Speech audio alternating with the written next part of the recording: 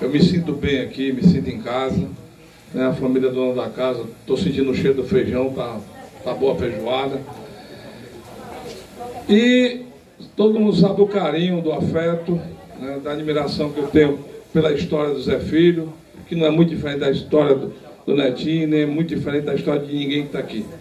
Eu acho que valorizar as pessoas que trabalham, que ganham sua vida com dignidade, e aqui no Mandacaru nós temos exemplo de todas as famílias que aqui, né, produzem, aqui lutam pelo seu sustento.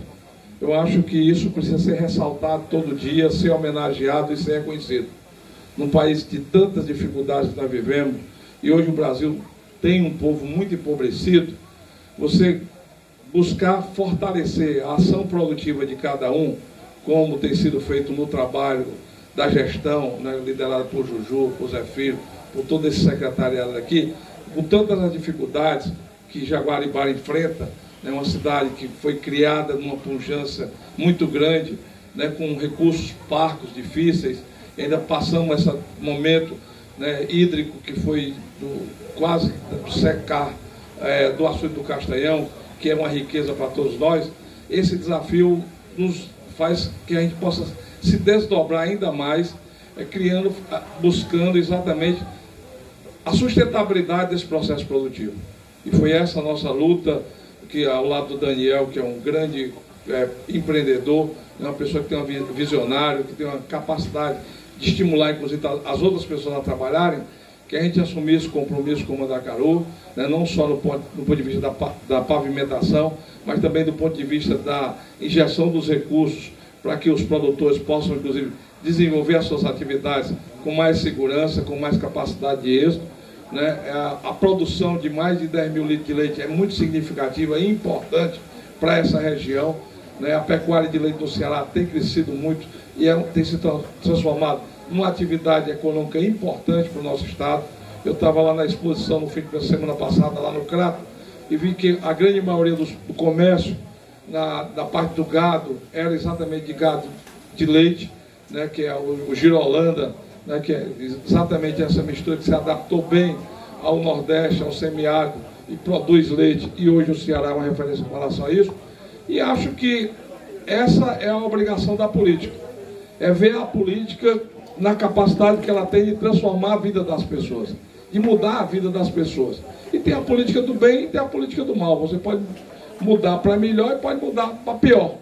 Né? E a gente só muda para melhor quando a gente encontra a unidade dentro desse bom propósito. E aqui em Jaguaribara eu vejo em todos que participam da política, né, pelo lado da gestão, uma reciprocidade, né, quase uma cumplicidade em fazer com que a gente seja capaz de fazer essa transformação. Então esse fruto, essa vitória é de todos vocês, não é só minha, deputado Danilo Forte, não é só do Zé Filho, que está à frente do município hoje, que o Juju está ausente, mas é de todos que fazem esse município.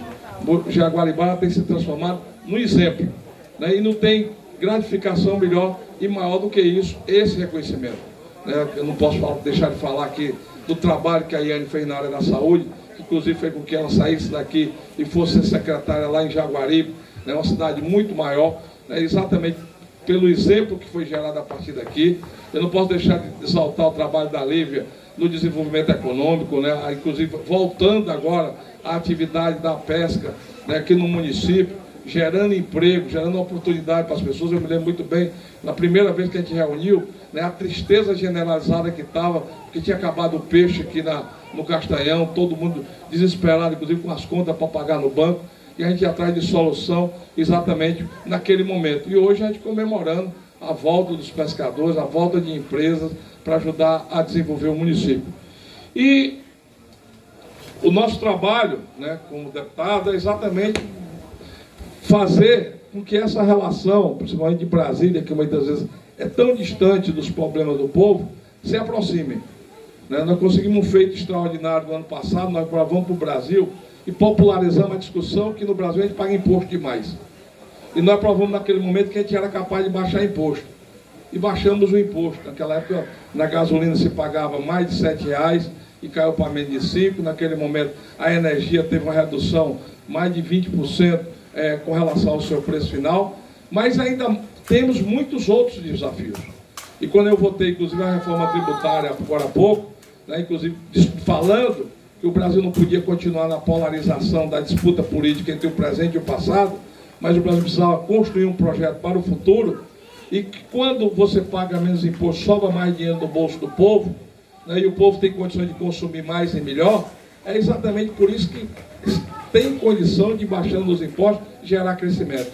Os governos voltaram a aumentar as alíquotas da gasolina, voltaram a aumentar a alíquota da energia, e essa reforma tributária vem exatamente no sentido, novamente, de baixar. De baixar porque ela vai acabar, inclusive, com imposto em cima de imposto, ela vai criar um ambiente muito melhor, principalmente para as famílias mais pobres, porque na cesta básica não vai ter imposto. Eu, semana passada, fiz até um vídeo lá em Fortaleza, demonstrando, eu fui no supermercado, comprei uma cesta básica de R$59, Zé Paulo. E nos R$59, mais de 18 são impostos. Ou seja, numa cesta básica que tenha 14 produtos, você tem condição, inclusive, de aumentar essa cesta básica, comprando uma bandeja de ovos. E ovos está subindo de preço, é melhor para quem produz. Você tem condição de comprar um peito de frango, uma bandeja de carne moída, só com a sobra do dinheiro. E melhorar a alimentação de quem mais precisa. Num país em que nós temos ainda milhões de pessoas que têm dificuldade de garantir o seu sustento, o seu alimento. E esse alimento vai ficar mais barato exatamente para essa população. Só isso aí já seria suficiente para a gente ter votado essa reforma tributária. E, além do mais, todos os estados do Nordeste brasileiro, do Norte brasileiro, vão receber mais recursos, porque nós somos estados que nós somos importadores de muitos produtos.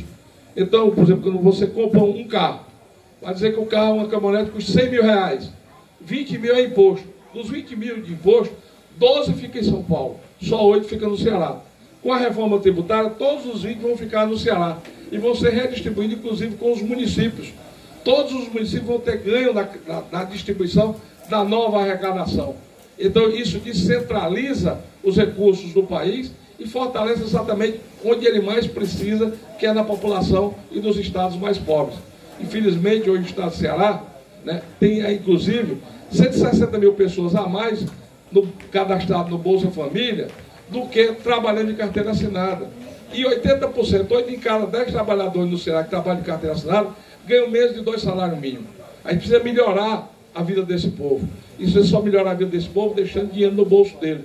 Não é tirando, chupando pelos impostos. É exatamente dinamizando a atividade econômica para que todos possam viver melhor. E é isso que a gente tem feito na nossa luta. Por um lado, buscar reorganizar a administração pública federal, e agora a luta pela manutenção da Funasa foi fundamental, porque, inclusive, muito da água, né, que vem para as comunidades rurais, dos poços para as comunidades rurais, são poços colocados pela Funasa. O Brasil ainda tem hoje 1.400.000 famílias que moram em casa de taipa, né, e que lá, num país quente como o nosso, é um abrigo natural, inclusive, para o barbeiro que transmite a doença de Chagas. Isso precisa ser mudado, e isso é tarefa da Funasa. Nós já temos 1.100.000 famílias no Brasil. Esse dado não é meu que eu estou inventando, não. Isso é do IBGE, o Instituto Brasileiro de Geografia e Estatística, que diz isso, através do censo. Nós já temos 1.100.000 famílias que têm casa, mas não tem banheiro. Muitas vezes faz um buraco no quintal da casa para poder fazer suas necessidades, que ali é um polo irradiador de doenças, né? E a gente precisa também abrigar tudo isso.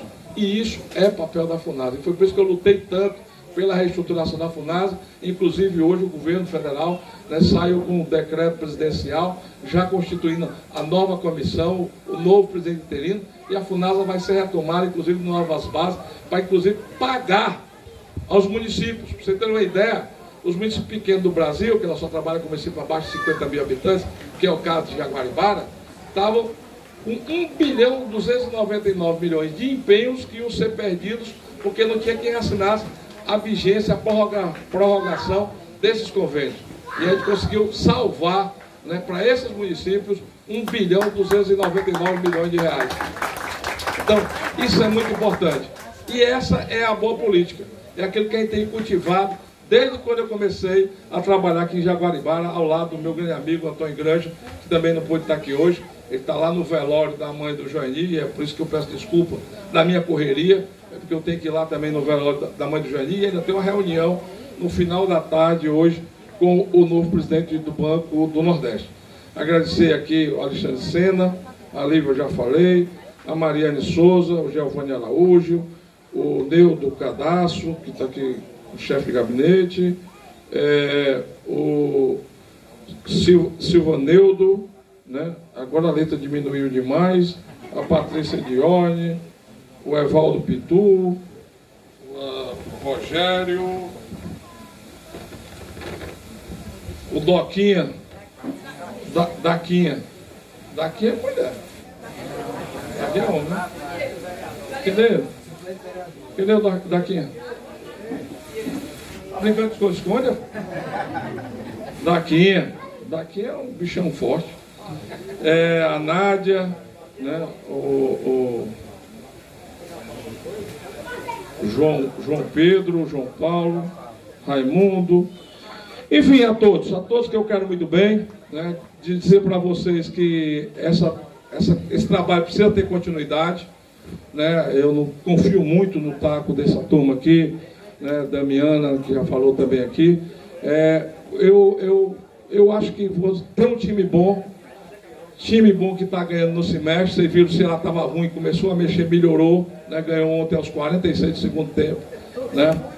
Mas assim mesmo, a vida tem que ter sofrimento para poder ter vitória.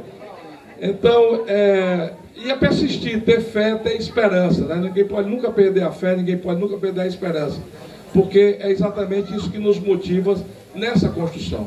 E, mais uma vez, demonstrar o meu carinho, o meu afeto. O Netinho é uma pessoa que tem muito futuro pela frente. Eu já tive um bigode desse, viu? Faz tempo, mas eu já tive um bigode desse. Aliás, cadê o Chico Vieira?